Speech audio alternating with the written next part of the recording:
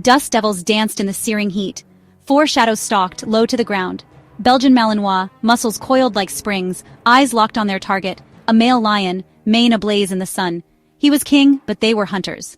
The air crackled with tension. The Malinois, veterans of countless operations, moved with practiced synchronicity. Each held a position, cutting off escape routes. Their dark eyes glinted with intelligence, assessing, planning. The lion, sensing the impending threat, lowered his massive head.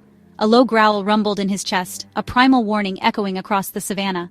This was their domain. This was his kingdom. The fight was on. The Malinois, each weighing around 70 pounds, were dwarfed by the lion's imposing 400-pound frame. He was a tank, built for raw power. They were sleek predators, honed for speed and agility. The lion's paws, tipped with razor-sharp claws, could deliver a single bone-crushing blow. The Malinois relied on their powerful jaws, capable of delivering a bite force of 195 pounds per square inch. The lion's size and strength were formidable, but the Malinois had numbers and teamwork on their side. Their training, honed through years of rigorous exercises, had transformed them into lethal weapons. They were masters of coordinated attacks, flanking and disorienting their opponents. The question was, would it be enough? The lion was a solitary hunter, accustomed to taking down prey larger than himself. His tactics were straightforward: overpower, subdue, kill. The Malinois, on the other hand, were masters of coordinated assault. They moved like a single organism, their attacks swift and relentless. Their strategy was to wear the lion down, exploiting their agility to avoid his crushing blows. They would nip at his flanks, dart in and out of his reach, hoping to tire him out, to find an opening. But one mistake, one miscalculation, could prove fatal. The lion's claws were ever present, his strength unmatched. The Malinois, capable of bursts of speed up to 45 miles per hour, were significantly faster than the lion, who could reach 50 miles per hour in short sprints.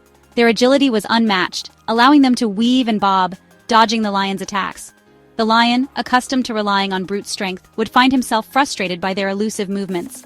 Their strategy, however, came with a price. The constant movement, the dodging and weaving, would drain their stamina. The lion, on the other hand, could afford to be patient, to wait for an opportunity to unleash his devastating power.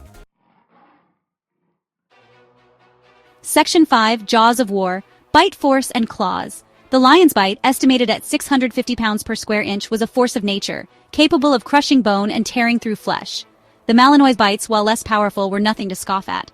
Their sharp teeth, designed for tearing and ripping, could inflict serious damage, especially when concentrated on vulnerable areas. But the lion's claws were the true weapons of terror. 4 inches of razor-sharp keratin, capable of disemboweling a zebra with a single swipe. The Malinois, lacking such natural weaponry, had to rely on their speed and agility to avoid those deadly claws.